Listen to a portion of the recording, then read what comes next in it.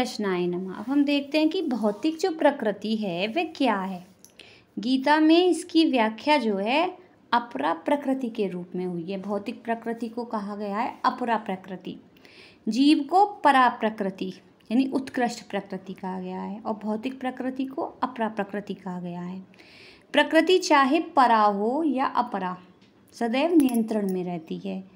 प्रकृति स्त्री स्वरूपा है और वह भगवान द्वारा उसी प्रकार नियंत्रित होती है जिस प्रकार पत्नी अपने पति द्वारा प्रकृति सदैव अधीन रहती है, उस पर भगवान का प्रभुत्व रहता है क्योंकि भगवान ही नियंत्रक हैं। जीव तथा भौतिक प्रकृति दोनों ही परमेश्वर द्वारा अधिशासित एवं नियंत्रित होते हैं। गीता के अनुसार यद्यपि सारे जीव परमेश्वर के अंश हैं लेकिन वे प्रकृति ही माने जाते हैं। यानी जो सारे जीव हैं तो वो अंश परमात्मा के लेकिन प्रकृति ही माने जाते हैं। इसका स्पष्ट उल्लेख भगवद गीता के 7वें अध्याय में हुआ है।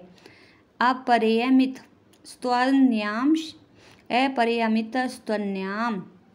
यह भौतिक प्रकृति मेरी अपरा प्रकृति है। प्रकृति विद्धि में पराम जीव भूताम महाभावो ययेदम धार्यते जगत, लेकिन इससे भी परे दूसरी प्रकृति है जीव भूताम अर्थात जीव हैं। भौतिक जो प्रकृति है वो 3 गुणों से निहित है, सतोगुण, रजोगुण तथा तमोगुण। इन गुणों के ऊपर नित्य काल है और इन प्रकृति के गुणों तथा नित्य काल के नियंत्रण व संयोग से अनेक कार्यकलाप होती हैं, वे जो कि कर्म कहे जाते हैं। ये कार्यकलाप अनादिकाल से चले आ रहे हैं और हम सभी अपने कार्यकलाप यानी कर्मों के फलस्वरूप सुख या दुख भोग रहे हैं। उदाहरण के लिए मान लें कि मैं व्यापारी हूँ और मैंने बुद्धि से कठोर श्रम किया है और बहुत संपत्ति संचित कर ली है, तब मैं संपत्ति के सुख का भोगता हूँ। किंतु यदि मान लें कि व्यापार में हानि से मेरा सब धन जाता रहा तो मैं दुख का भोगता हो जाता हूँ। इसी प्रकार जीवन के प्रत्येक क्षेत्र में हम अपने कर्म के फल का सुख भोगते हैं या उसका कष्ट उठाते हैं, यह कर्म कहलाता है। ईश्वर, जीव, प्रकृति, काल तथा कर्म, इन सब की व्याख्या भगवद गीता में हुई है। इन 5 में से ईश्वर, जीव, प्रकृति तथा काल शाश्वत है। प्रकृति की अभिव्यक्ति अस्थायी हो सकती है परंतु यह मिथ्या नहीं है। कोई दार्शनिक कहते हैं कि प्रकृति की अभिव्यक्ति मिथ्या है, लेकिन भगवद गीता या वैष्णवों के दर्शन के अनुसार ऐसा नहीं है। जगत की अभिव्यक्ति को मिथ्या नहीं माना जाता, इसे वास्तविक किंतु अस्थायी माना जाता है। यह उस बादल के सदृश है जो आकाश में घूमता रहता है या वर्षा ऋतु के आगमन के समान है जो अन्न का पोषण करती है। जो ही वर्षा ऋतु समाप्त होती है और बादल चले जाते हैं त्यों ही वर्षा द्वारा पोषित सारी जो फसल है वो सूख जाती है।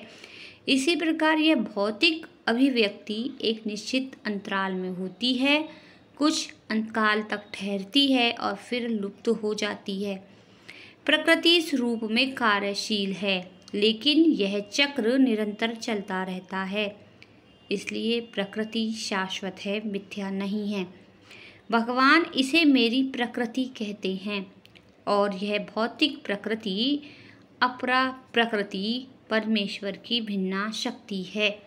इसी प्रकार जीव भी परमेश्वर की शक्ति है किंतु वे विलग नहीं अपितु भगवान से नित्य संबद्ध है।